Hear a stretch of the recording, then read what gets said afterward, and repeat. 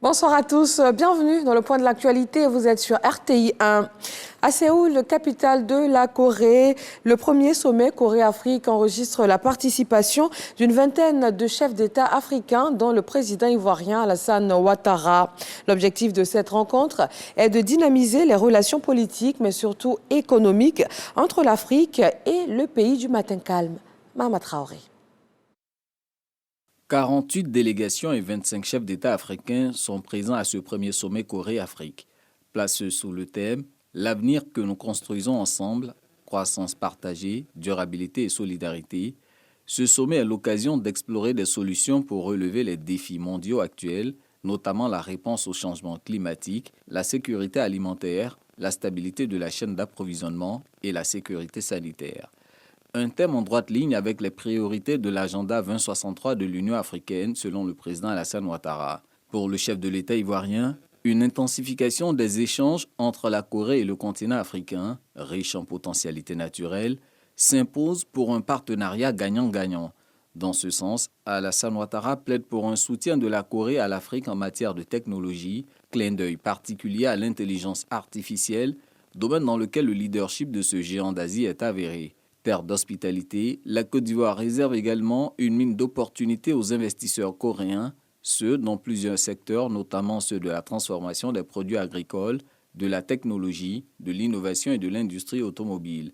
Un appel que le président Alassane Ouattara lancera une fois de plus ce mercredi lors du forum d'affaires Corée-Afrique.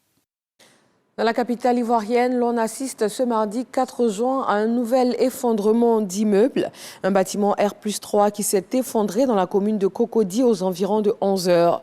Cet immeuble à usage de bureau a cédé sous la pression d'une perceuse qui procédait à une étude de sol pour la construction d'un R+7 sur un terrain voisin. Sur les 18 occupants, 16 ont été évacués au CHU d'Angré. Un décès et une victime encore sous les décombres. Les opérations de secours se poursuivent. Le ministre Bruno Nabagné-Koné a déplacé sur place le ministre Amédée Kouakou pour examiner la situation et la ministre de la Solidarité s'y est également rendue. La 4e réunion du cadre de concertation permanent entre les maires et le ministre-gouverneur du district autonome d'Abidjan s'est tenue ce mardi à la mairie de Cocody. Les points majeurs au cœur des échanges, la lutte contre le désordre urbain, la délocalisation du marché à bétail de Port-Boué et le déguerpissement des habitations attenantes à l'abattoir de Port-Boué.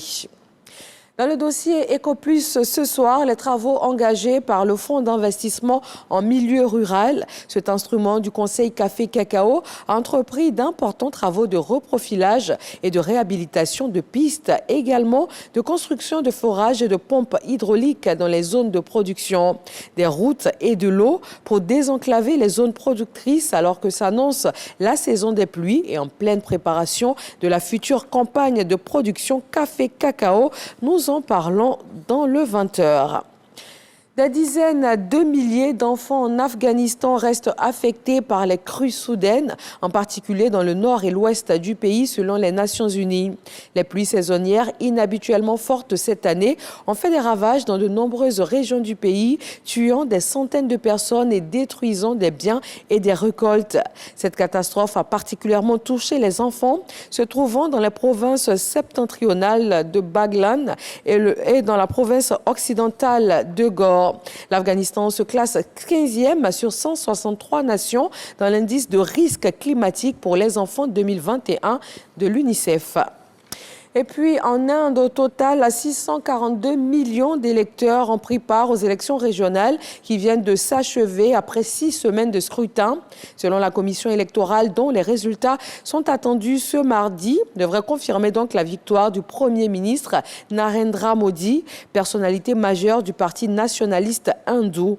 Sur la base des 968 millions d'électeurs recensés par la commission, 66,3% des électeurs ont pris part effectivement au scrutin, soit une légère baisse par rapport aux 67,4% de participation aux élections générales de 2019.